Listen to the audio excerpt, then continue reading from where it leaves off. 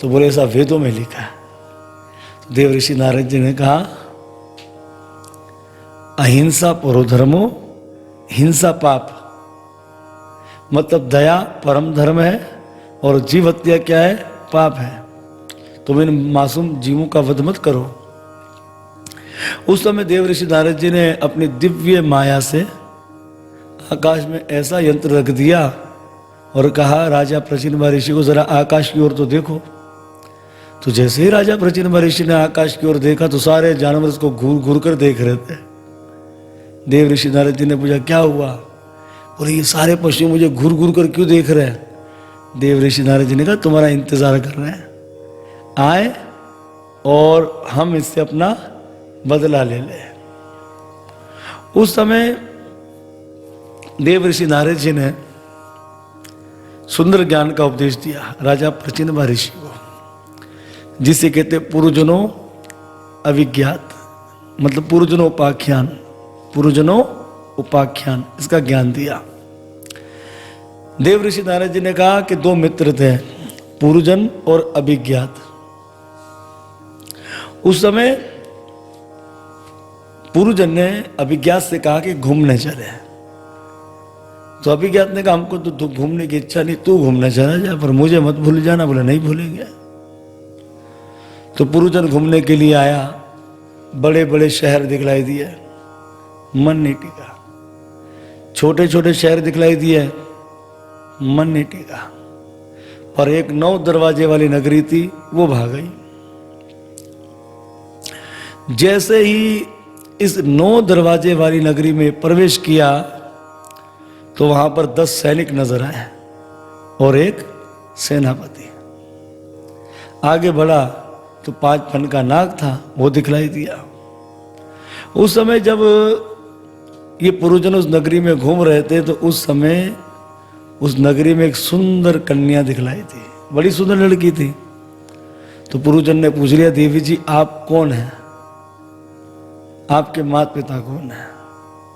उस समय पूर्वजन को सुंदर कन्या ने कहा कि मेरा नाम पूर्वजनी है, मैं इस शहर की मालकिन हूं और मेरे माता पिता का कोई ठिकाना नहीं है। तो पूर्वजनी उस नगरी में घुमाने लगी। तो पूर्वजनी ने कहा देखो पूर्वजन, ये 10 सैनिक है और ये सेनापति है, जिस नगरी की क्या करते, रक्षा करते हैं।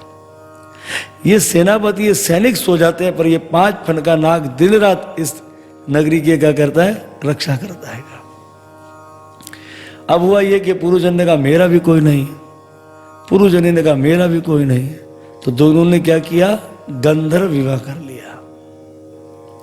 देव ऋषि नारद जी कहते हैं हे राजा प्रचिन महर्षि, उस समय एक जरा नाम की स्त्री थी। वो इतनी कुरूपा थी, इतनी बदसूरत थी कि कोई उसे अपनाना नहीं चाहता था। वो चंडवेग नाम के राजा के पास गई, जो गंधर्व राज था। बोले भैया मैं आपसे विवाह करना चाहती हूँ। तो चंडवेग ने कहा हम तो ब्रह्मचारी, हम तो विवाह नहीं करेंगे, मैं तुम्हें अपनी बहन बना लेता हूँ, तुम्हें चिंता किस बात की है?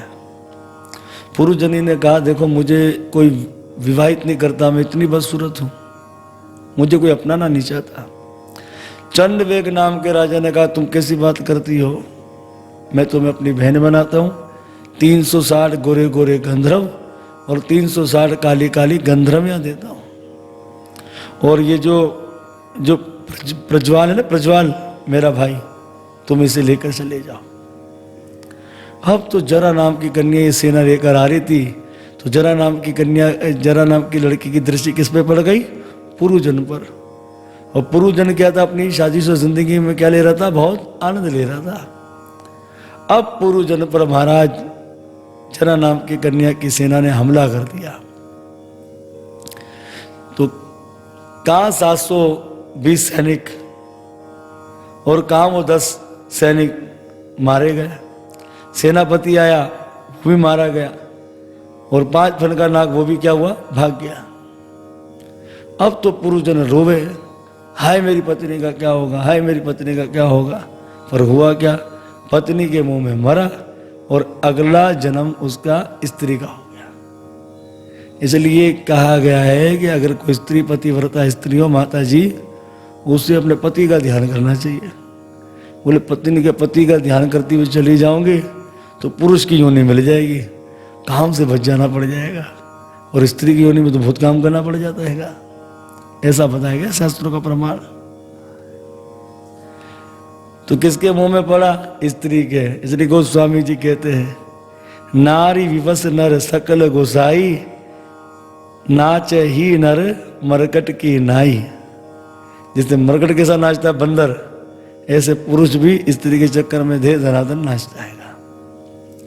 तो गीता में लिखा है, अंत्ययामति सहगति, 8वें अध्याय के अंदर, मरते समय जो सोच करोगे अगली योनि पक्की। अब हुआ ये कि अगला जन्म में ये विदर्भी रानी बनी। विदर्भी मल्यध्वज नाम के राजा इनके पति बने। राजा धार्मिक थे, भजन करने वन में गए और राजा ने अपने शरीर का त्याग कर दिया। अब तो ये विदर्भी रोने लगी, हाय मेरे स्वामी का क्या होगा, हाय मेरे स्वामी का क्या हुआ। चिता को तैयार किया, पति की चिता पर सती होने वाली थी। वो पुराना मित्र जो अभिज्ञात था, वो ढूंढते ढूंढते आ गया और देखा, रे मेरा मित्र तो सती होने जा रहा है।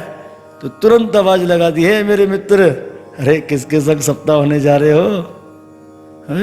इसने विदर्भी ने कहा, तुमको शर्म नहीं आती? मैं एक पतिव्रता स्त्री, मैं अपनी पति की चिता पर सती होने जा रही हूं और तुम मुझे मित्र कहते हो? तुम्हें शर्म नहीं आती? मेरे पति के अन्यथा मेरा कोई मित्र नहीं है। अरे उस समय अभिज्ञात ने कहा, भैया तू हमें भूल गया? तू और मैं साथ मानसरोवर में रहते थे, तूने क्या कहा मैं घूमने जा रहा, तू घूमने ही निकल गया, मुझे भूल गया। अब पुरानी बातें जब सारी बताई बचपन की, सारी याद आ गई। तो उस समय जो है अभिज्ञात अपने पुराने मित्र पुरुजन को लेकर चला गया, जो कि ब्राह्मण का भेष धारण कर आया था। देवऋषि नारद जी ने कहा, महाराज कैसी कथा लगी? बोले कथा तो बहुत अच्छी लगी, पल्ले कुछ नहीं पड़ा। तो बोले पल्ले पढ़ा रो। पुरुजन और अभिज्ञात कौन है? जीवात्मा परमात्मा। पुरुजन कौन? इंसान, जिसके जन्म मरण होते ही रहते हैं। और अभिज्ञात कौन? जो घटघटवासी है, सब कुछ जानता है। तो एक दिन जीव ने परमात्मा से कहा, चलो घूमने चले। भगवान ने कहा, हमें तो इच्छा नहीं है घूमने की, तू घूम जा, घूमने चला जाओ, हमें नहीं भूल जाना। अरे जीवात्मा ने कहा, आपको कैसे भूल सकते हैं? तो जीवात्मा कहाँ गया? बड़े बड़े शहर। बड़े बड़े शहर क्या है? हाथी, ऊंट, घोड़ा, गधा, भैंस आदि बना, ये बड़े बड़े शहर। ये नहीं भाई तो छोटे शहरों में चला गया। छोटे शहर कौन है? बोले मच्छर, खटमल, कीड़ा मकोड़ा, जो कुछ भी है छोटे छोटे शहर, ये भी इसको नहीं भाई। फिर आगे बढ़ा तो 9 दरवाजे वाला शहर। तो 9 दरवाजे वाला शहर कौन सा है? मानव शरीर। तो मानव शरीर में कितने दरवाजे? 9 दरवाजे। 2 आँख, 2 नाक, 1 मुख, कितना हो गया? 5, और 2 कान, 6, 7, और जहाँ से मलमूत्र करते 8 और 9, ये 9 दरवाजे। ये नगरी उससे भाग गई। अब जैसे ही नगरी में गया, घूम रहा था, तो उस समय एक सुंदर कन्या दिखलाई दी, जिसका नाम था पुरुजनी, जो इस शहर की क्या है? मालकिन। तो कौन है इस शरीर की मालकिन? बुद्धि। इसलिए जीव ने, पुरुजन ने किसको अपनी पत्नी बना लिया? बुद्धि को। तो भीष्म पितामह ने जब भी तो कहा था कृष्ण से कि मेरी बेटी है बुद्धि, मैं उसका विवाह आपके संग करवाता हूँ। तो इसलिए भीष्म पितामह जी का कल्याण हो गया, क्योंकि उन्होंने बुद्धि को अपनी कन्या बना रखा था, पर हमने तो इनको अपनी पत्नी बना लिया बुद्धि को। अब हुआ क्या कि 5 फन के नाग और ये 10 सैनिक और सेनापति कौन है? तो 10 सैनिक कौन है? 5 ज्ञान इंद्रिया और 5 कर्म इंद्रिया। और सेनापति कौन है? बोले मनीराम। 5 फन का नाग कौन है? बोले पंच प्राण। प्राण, अपान, व्यान, उदान, सम्मान, ये 5 प्राण है। अच्छा, जरा नाम की कन्या कौन है? बोले बुढ़ापा, जिसको कोई अपनाना नहीं चाहता। तो जरा नाम की कन्या किसके पास चलेगी? गंधर्वराज चंद्रवेग के नाम, वेग के पास। कौन है चंद्रवेग? बोले समय।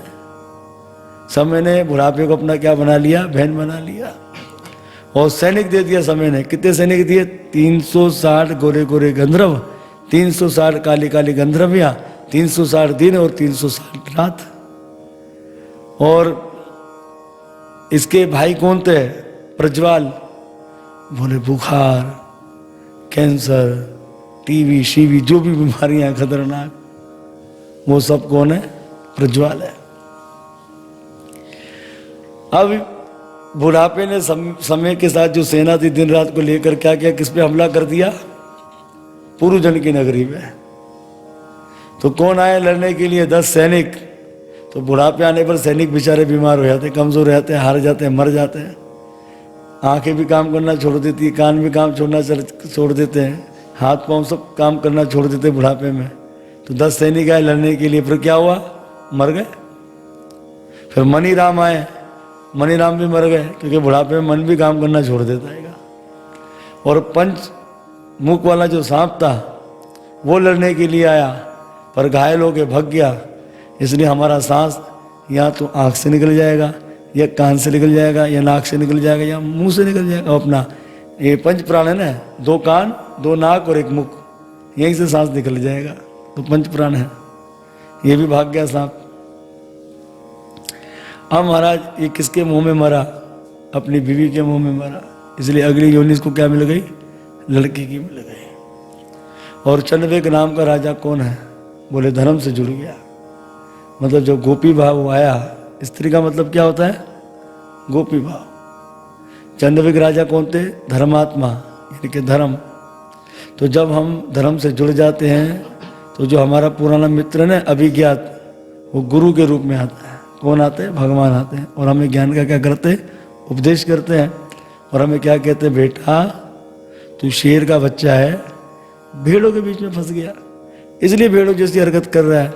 तो जब हमें पूरे दांव पेच बता देते हैं ना, फिर हमें साथ लेकर चले जाते हैं। बोलो सतगुरुदेव महाराज की जय। इस तरह से देव ऋषि नारद जी ने पुरजनोपाख्यान के द्वारा सुंदर ज्ञान का उपदेश दे दिया राजा प्रचिनबा ऋषि को। अब महाराज हम जानकारी लेते हैं हमारे ग्रंथों से कि सत्य सनातन धर्म के अंदर मांस खाना है या नहीं है। तो सबसे पहले मनु स्मृति, इसका अध्याय 5, श्लोक संख्या 14। शुकर यानी कि सुअर और सब प्रकार की मछलियां ना खाए। फिर आगे कहते हैं 48 श्लोक संख्या कितना हुआ? 48। तो यहां पर मनु महाराज कह रहे हैं 48वें श्लोक में 5वें अध्याय के, पशुओं का वध करने से स्वर्ग की प्राप्ति नहीं होती है, इसलिए मांस करना छोड़ देना चाहिए। जो पिशाच की तरह मांस नहीं खाता है वह संसार में सबका प्यारा होता है और कभी रोग से पीड़ित नहीं होता है। श्लोक संख्या 49, 50 अध्याय 5 का मनुस्मृति है। फिर अध्याय 5 के 53 और 43, 53 है 53, 53 है 53 और 54, 54। तो इस श्लोक में कहते हैं 53, 54 में मनु महाराज 8 तरह के पापी है। कितने तरह के? 8 तरह के। मारने का आदेश देने वाला पापी है, टुकड़े टुकड़े करने वाला मांस के वो भी पापी है, बेचने वाला वो भी पापी है, खरीदने वाला वो भी पाप है, पकाने वाला 5वें नंबर वो भी पाप है, 6ठा परोसने वाला वो भी पापी है, 7वां खाने वाला पापी है, 8वां मारने वाला पापी है।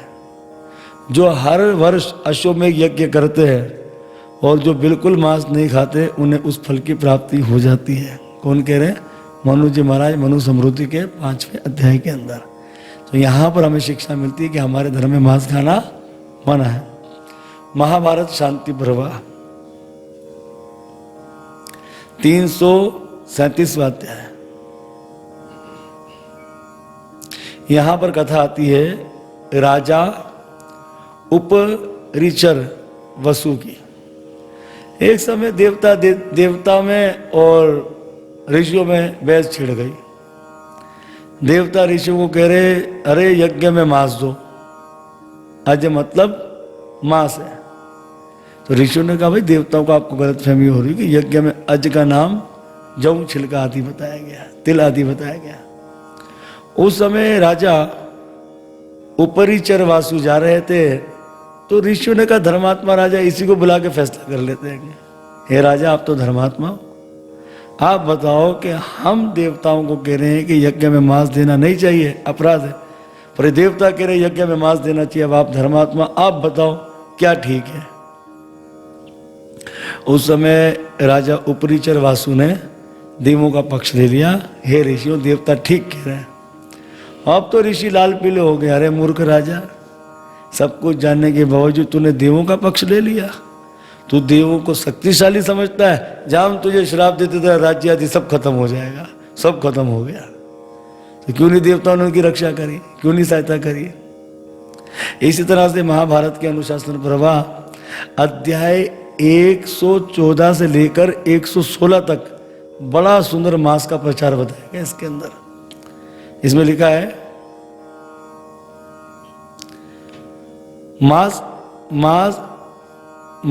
मांस खाने की इच्छा करने वाला, वाणी खाने का उपदेश देने वाला और स्वाद लेने वाला, ये तीनों पापी है।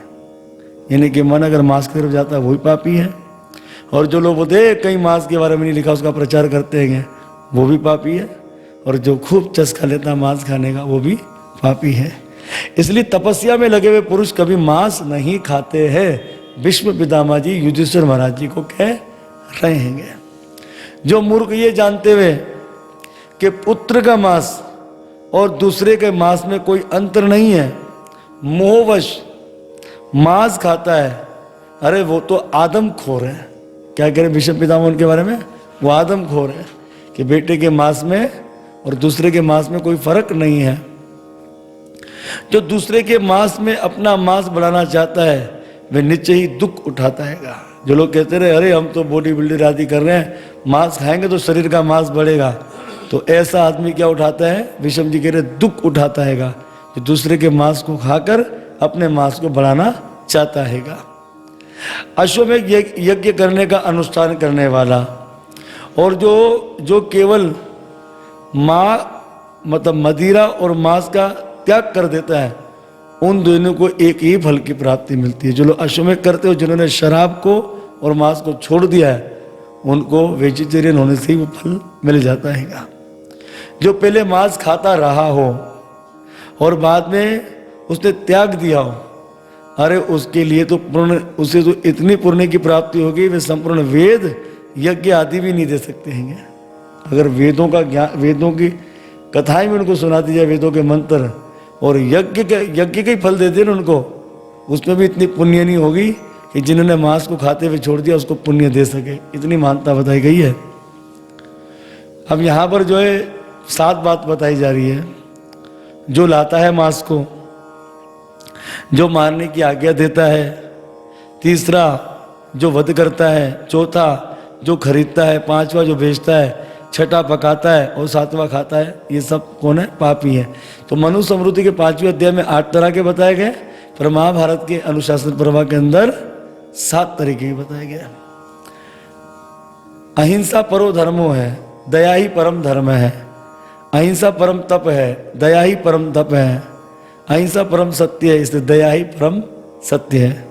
मांस कांटे से या पत्थर से पैदा नहीं होता है, वे जीव की हत्या करने से ही होता है। उसके खाने का महान दोष बताया गया है। मांस भक्षण करने में यानी कि खाने में महान दोष है, क्योंकि मांस की उत्पत्ति वीर्य से होती है, इसलिए मांस को नहीं खाना चाहिए। तो इस तरह से हमारे धर्मशास्त्रों में मांस के विषय में मना किया गया। और श्रीमद् भागवत महापुराण के 5वें स्कंद के 26वें अध्याय में लिखा है, जो जीवों को काटकर उनके मांस को भक्षण करते हुए कुंभीपाक नरक में जाते हैं और उखलते हुए तेल में उनको क्या किया जाता है? भूना जाता है।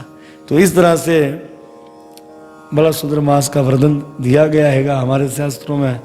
तो ये जीव हत्या की बात चल रही थी ना श्रीमद् भागवत महापुराण के चौथे स्कंद के 25वें अध्याय के अंदर।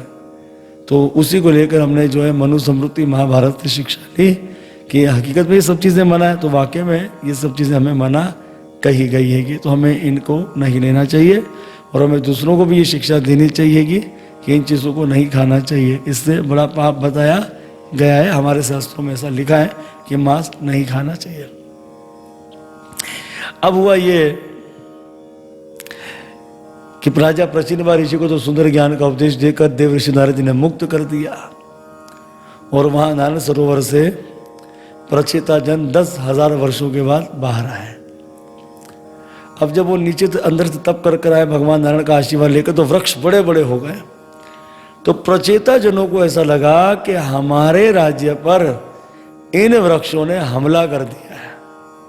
अब इन्होंने क्या किया, अपने नेत्रों की अग्नि से उन वृक्षों को जलाना आरंभ कर दिया। उस समय चंद्रमा घबरा के ब्रह्मा जी के पास गए, बोलो हमारी तो वनस्पति को खत्म करने में लगे हैं। तो ब्रह्मा जी ने कहा जो कंडू ऋषि की कन्या है, हुआ ये था कि कंडू ऋषि एक वन में तप कर रहे थे, प्रमलोचना नाम की अप्सरा आई थी। उस समय ऋषि मोहित हो गए थे, प्रमलोचना अप्सरा गर्भवती हो गई थी और उसने एक कन्या को जन्म दिया जिसका नाम था मारीशा। तो कंडू ऋषि अपने तप में थे, वो भी निकल गए जंगल से। अप्सराएं बच्चे रखती नहीं है, वो भी चली गई। अब बेचारी ये कन्या जंगल में अकेली थी।